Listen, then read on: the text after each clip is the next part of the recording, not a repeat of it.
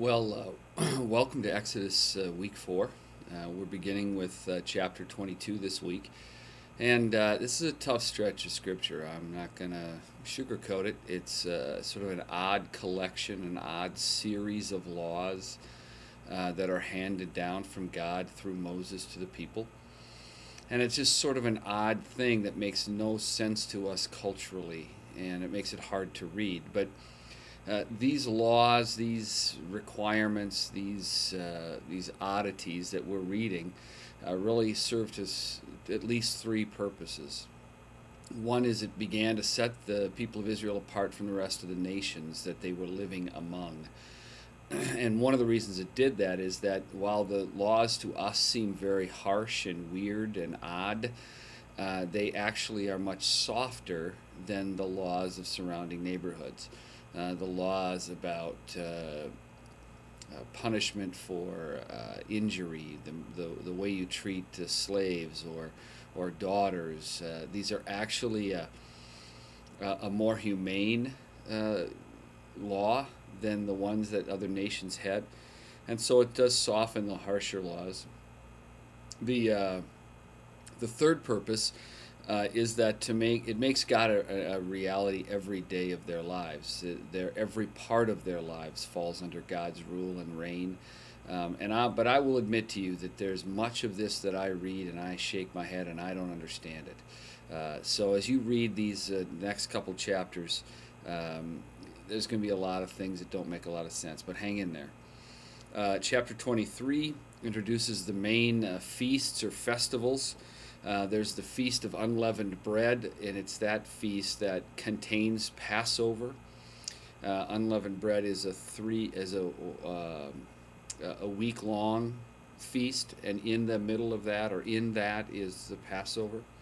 The second is the Feast of Harvest, or the Feast of Weeks, or what had become known as Pentecost, which was 50 days after the Passover.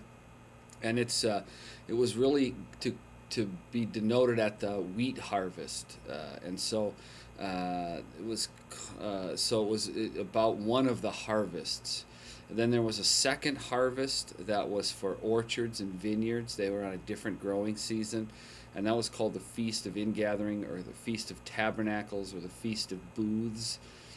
And they would go, and even in later years in Israel, they would go live in tents to remind themselves of the time they wandered in the desert. And so those three festivals and feasts become the cogs around which the religious life of the people go. Then as you get into 24, 25, 26, 27, it's things that have to do with the tabernacle, how God is going to meet with his people. And so there's a ceremony of sprinkling of blood on the people, which obviously points to the sprinkling of blood that comes from Jesus. In fact, if you remember, during the trial, the people who are gathered outside the Pilate's place, he washes his hands of it to say he's innocent of this man's blood. And all the people say, "Let his blood be on us and on our children."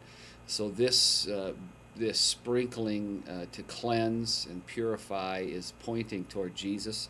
The tabernacle, the ark, all of those things, one of the things that I would recommend you kind of focus on is that the ark is to be moved. It's built with 4 hoops that poles will be brought through, and so the ark moves to where God moves, and it is God's place of visitation to his people.